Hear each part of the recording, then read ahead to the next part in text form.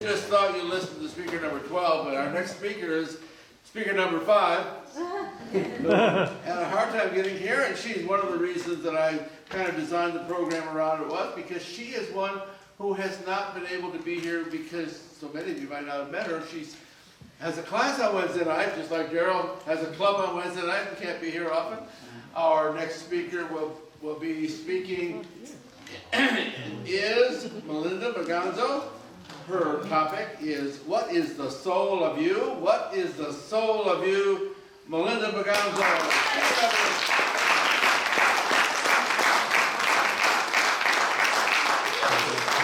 Fellow Toastmasters, good evening. Good evening. What is the soul of you? Are you ready? Yeah. Are you ready? Say yes. Yes. All right, what is the soul of you? S. Are you a synergistic stimulator? Synergistic stimulator. When you walk in a room, can you change it?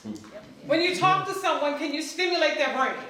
When you're talking to somebody, what's happening to that person when you're in a communication process with that individual? That requires synergistic stimulation. It's a one-time shot. You go for the net, don't miss. Go for the juggler, don't miss. Make sure you don't miss, because what's going to happen after that? All right, synergistic stimulation.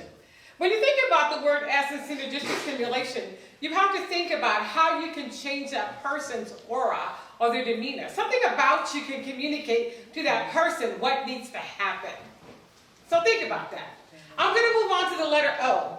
Are you an optimistic operator? What's the word? 2 words? Come on. Optimistic operator. How do you do that? Because it's a one-time shot in the communication process. When you're talking to that individual, what's going to happen? You have to think about that memory. Do you realize that you have 3 types of memory? How many types? Come on, team. 3 types of memory. The first one is your sensory memory. What is it? Come on, team. Sensory. That means when you see someone, oh, he looks delicious. Hallelujah. Oh, she is gorgeous. So now they have passed your sensory memory test. If they pass your sensory memory test, they get to elevate to your short-term memory. The second type of memory, which is what? Short-term. That short-term memory is only 2 minutes. How many minutes? 2 minutes. Oh my goodness, what can you do in 2 minutes? Think about it. Your brain can only absorb 5 to 7 pieces of information in 2 minutes. You ever meet someone and they're talking too much? For too long? You wish they would stop talking? Hello. That means your short-term memory is already on overload. Hello. Okay? So you have your sensory memory, you have your short-term memory, and then you want to go for the juggler, which is the long-term memory. Third kind is what? Come on? The long-term. In order for someone to enter into and qualify to enter into your long-term memory, guess what? You have to spend at least 15 minutes. What time frame? Come on. 15 minutes. 15 minutes with that person, and guess what? They get to go into your subconscious. Oh my gosh. You will remember that person when you don't want to remember that person. So you have to be very strategic about who goes back there.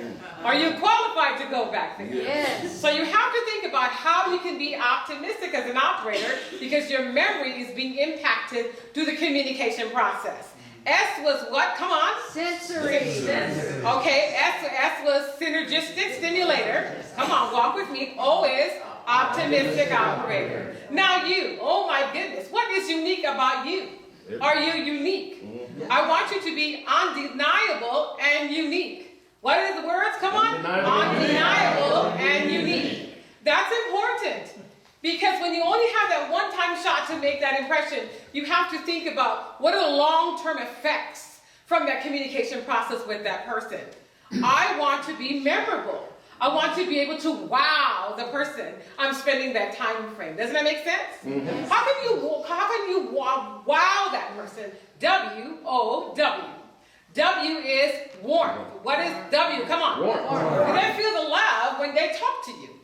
When they spend time in your presence, do they feel that W, the warmth? O is the opportunity. What is O? Come on, team. It's a one-time opportunity. So when you're talking to that individual, it's an opportunity. And then the last W is worthwhile. What's W? Is it worthwhile? So you have to be able to wow the person that you're spending time in that communication process. You want to be undeniable and unique. So what is it about the soul of you that is undeniable and unique? And then the letter L. Are you a liberated leader? Hello. Say the words, come on. Liberated leader. Are you free in your spirit, or do you walk in bondage? You know, some people are in a tunnel vision and they stay there and they never change. Right? They don't understand the what ifs all around them that can happen to them. They're stuck in this tunnel and they never get out. Even when you're talking to them, you might be sharing information that they could possibly need. They still do not think about how that information can help them grow. So you have to think about that. Are you liberated and free in your spirit where you can make a difference in the soul of that person?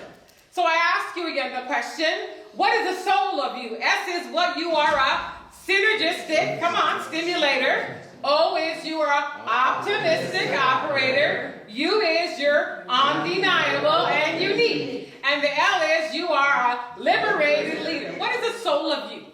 And when you think about the opportunities that you get in life, which sometimes only come up one time, it's a one-time shot to make a difference.